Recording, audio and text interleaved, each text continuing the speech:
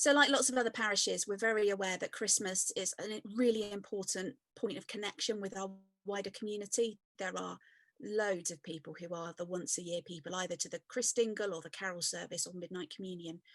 So we've begun to think about what that might look like. Now, I've always got a ton of ideas for Christmas that I never have time to do. But this year, there's lots of things that we won't be able to do that would usually take up all my time.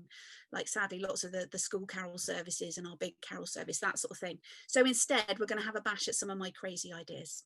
So the first one is not so crazy. I know lots of other churches have played around with this idea in the past. It's to do Advent windows. I'm going to suggest that we take carols and that each night another window will light up in the village on the theme of that household's favourite Christmas carol right up until Christmas, and we'll advertise for people to go and explore and find those. The other one that's on a similar theme, one of my churches would usually have a big Christmas tree festival, raising lots of money for charity, but we're going to do a tree trail around the village and encourage people to go and find all the trees, and I'll probably see if I can run a competition with that for some of the kids in the village. The other thing, obviously the crib service or Christingle is a massive deal in most parishes, no matter what their kind of tradition. So what I'm planning on doing, if I can persuade enough people to be up for this, is for households around a village to set up in their front garden a scene from the Nativity story. So it might be Mary in her home, having just encountered the angel. It might be some grumpy old shepherds, and we can actually get sheep round here as well, so we can have live sheep.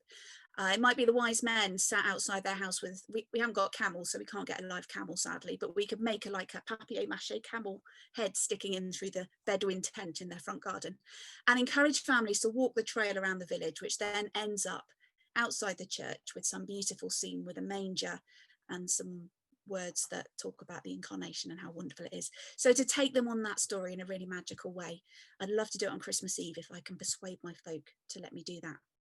The other big one in our villages is midnight communion.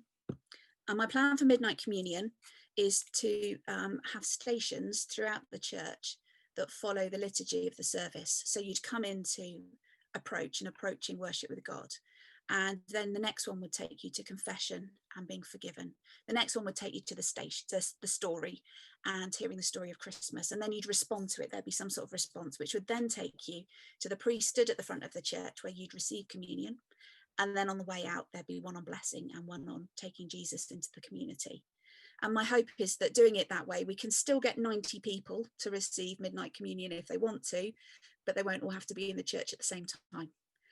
So those are some of my crazy ideas, which I'm hoping that my folk will support me in doing, but we're going to have a meeting about that next week. And that's the other thing I think I'd say is we need to get the publicity out earlier this year, because there is a lot about Christmas being cancelled.